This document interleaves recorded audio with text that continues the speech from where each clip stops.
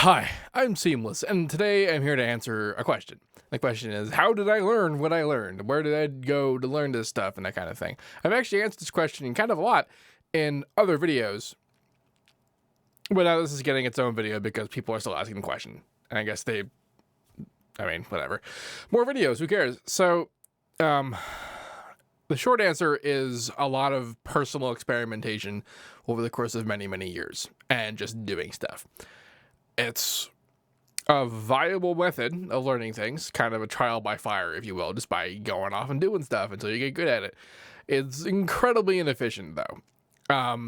And nowadays, I would absolutely recommend that you don't do that.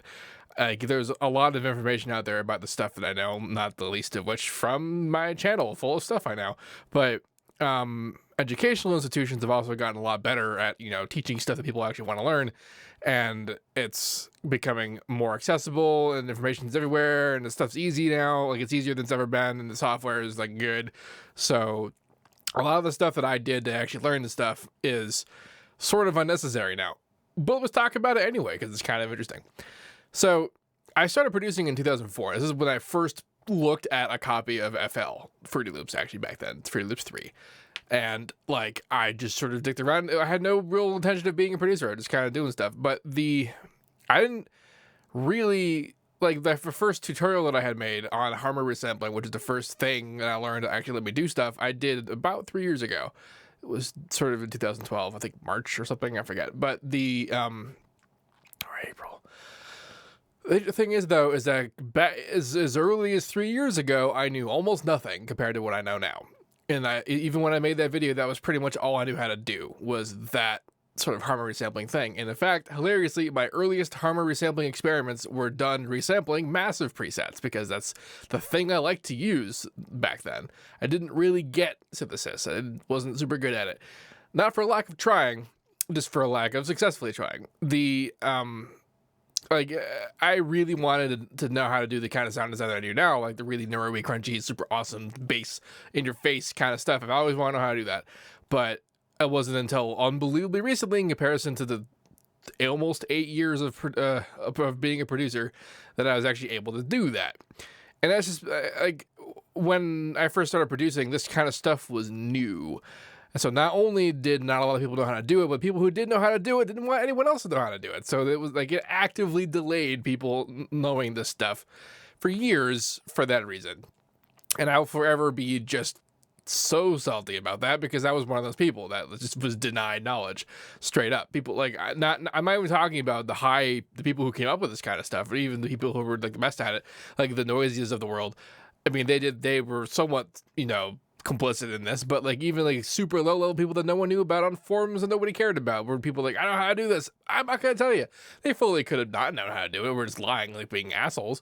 But they're also probably could. And a few times, SoundClick was kind of the SoundCloud of back then, and there were people who were putting out stuff that was believably theirs. It was a lot harder to rip off people back then, and sample packs hadn't really caught up to the desires of modern bass music. But point being, I didn't know shit, and I kind of abandoned my desire to be a sort of bass music producer, and in favor of metal. And so metal is still pretty sound design based, if you think about it.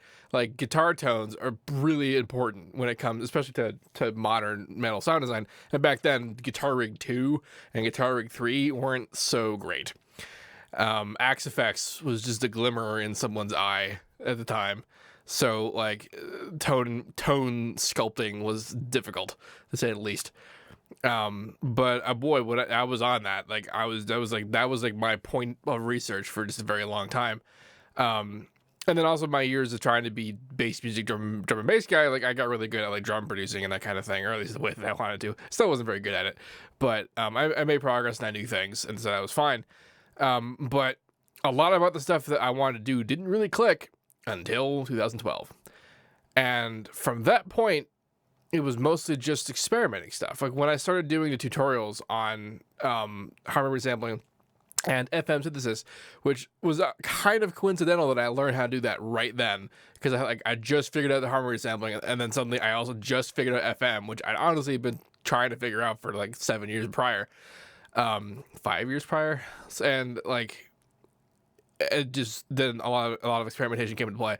And pretty much when you go look at those older videos, every video back then was pretty much when I discovered whatever that thing was.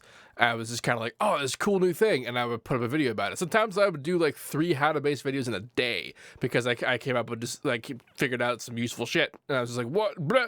Not all of them are amazing, but like, you know, I learned some stuff.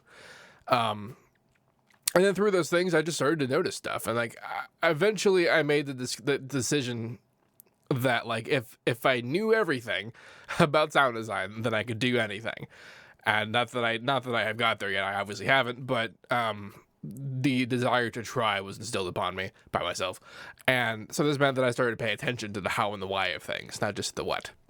And so I started putting a whole bunch of stuff together. So this is how I eventually learned, you know, the nitty gritty about like the whole phase modulation of FM synthesis. In fact, literally just like yesterday and the day before, I learned even something new to me about FM that's also pretty basic, about just the idea that like about why when you FM by a higher pitch, the intensity is also changed by that.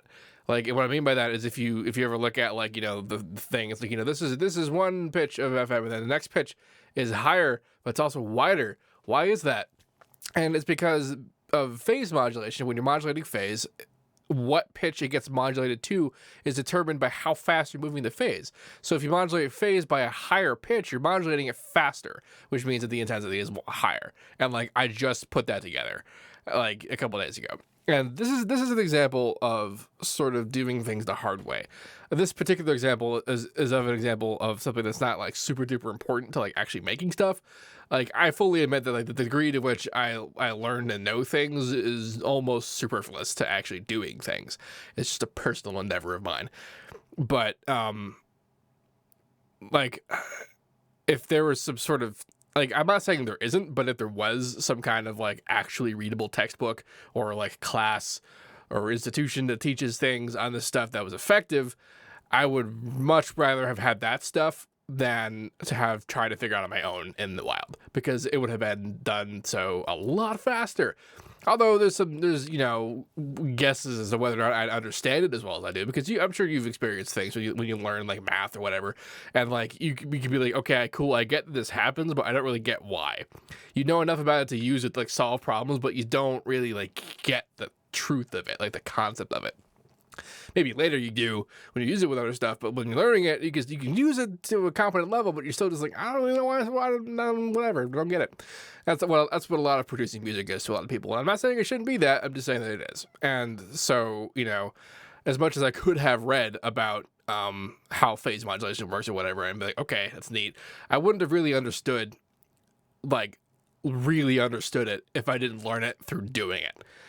And that's not going to be true for everybody, for all people who want to learn some stuff. There's this whole idea of multiple learning styles where people learn things differently. Some people are really good at reading things. Some people are really good at watching a video about something and then knowing everything that they just watched. Some people are also really good by hands-on and whatever the fuck they're doing. And that's me. That's that third thing. Also a little bit of that second thing. Heads tutorials.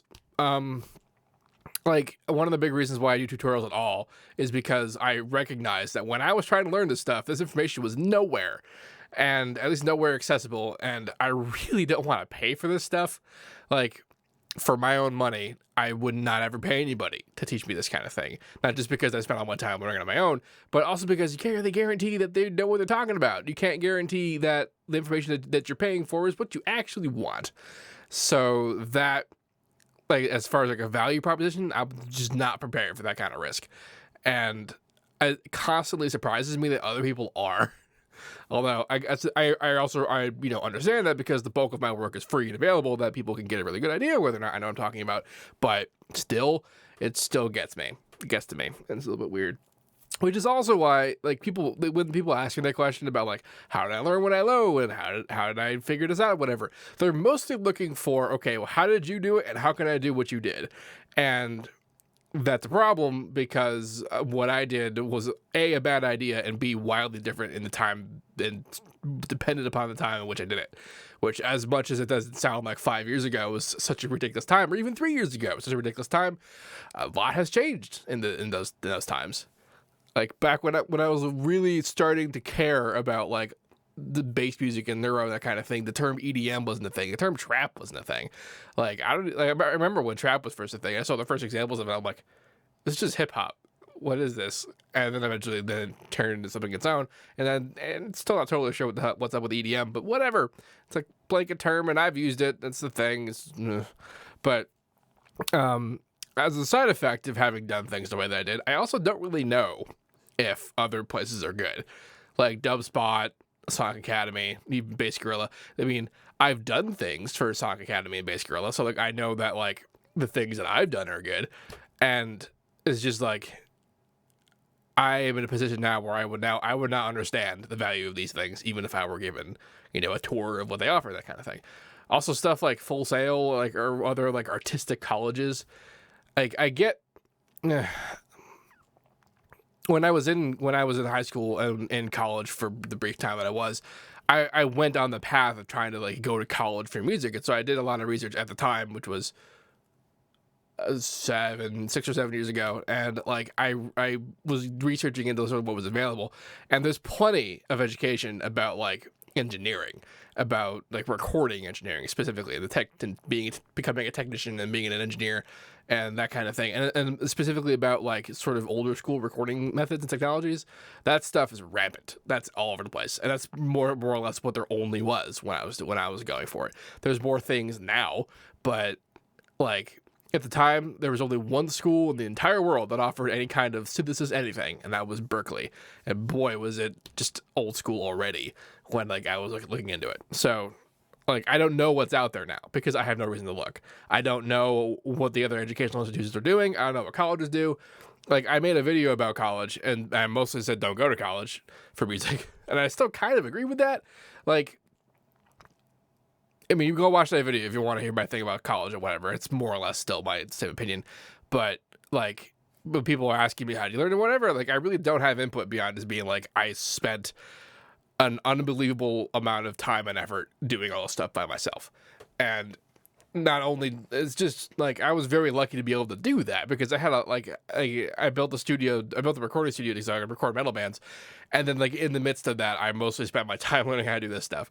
So I had a confluence of incredible luck allowed me to have the kind of free time to do this kind of stuff, and also my awesome parents. So not everybody has that. Not everybody has that kind of free time, which is why, I try to streamline this stuff by telling people stuff in my own videos and that kind of thing, but whatever. Anyway, I hope that answers the question about how I learn stuff, which is to say, by myself.